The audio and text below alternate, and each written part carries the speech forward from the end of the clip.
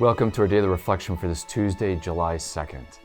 And today in the first reading from the prophet Amos, there's a fascinating metaphor or image that God uses for his prophets. And it's a striking one because he compares his prophets to lions roaring. And of course, a prophet must give a message, and a lion roars, and that's a message. Oftentimes when a lion roars, it means that he's, it can mean two things, a couple things probably, but one of the things that it means in scriptures is that a lion oftentimes roars to celebrate that they've caught their prey, right? So it's kind of a bragging, right? But it's announcing a message, they've caught their prey. Well, prophets have to make an announcement, and in a sense, they have to roar like a lion, because when someone hears a lion roaring, it frightens them. It puts a chill down one's spine, right? And even if you're on a safari in a safe Jeep and you hear a lion roar, it'll shake you up a little bit, right? And so, and that's what prophets are supposed to do. They're supposed to shake us up and make us afraid, because what's happening when we're in sin and in a culture filled with sin is we become complacent. We don't think of God and we don't think of judgment. And in a sense, it's very true to say that God wants to scare the hell out of us. In other words, he wants to scare us out of hell, out of this path that's going to lead to judgment, to punishment, to pain, and ultimately to condemnation and hell. He would like to scare the hell out of us so that we don't go down that road of damnation and destruction.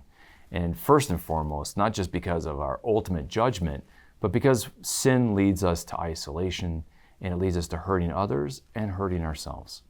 And God doesn't want us to live in that place of pain and woundedness that sin brings. He wants us to have life and have it to the full, as Jesus says in John 10:10. And so I like this idea that prophets are like lions. And the question is, do we listen to the lions who are in the world today that God sends? The people like Mother Teresa of Calcutta, who roared like a lion even when she was invited to the White House about not hurting the unborn with abortion, right?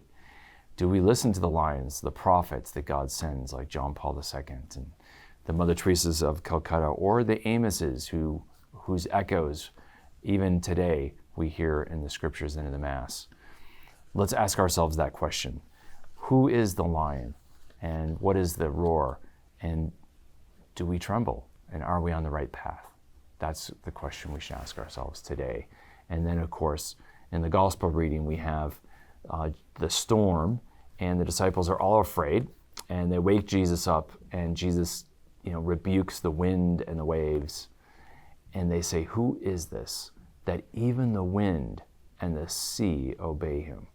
Well, he is the Lion of the tribe of Judah. And, I love that C.S. Lewis depicted Jesus as a lion, roaring, as Aslan in the Chronicles of Narnia.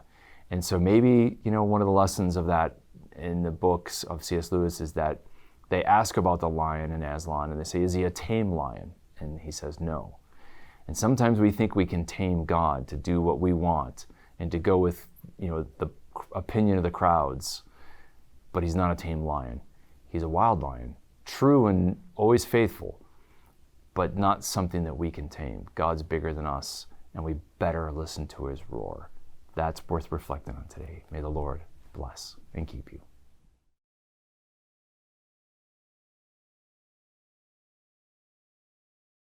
This daily reflection is brought to you thanks to the generous support of the Mission Circle. Join the Mission Circle to help Catholics worldwide understand, live, and share their faith. Sign up at missioncircle.org today.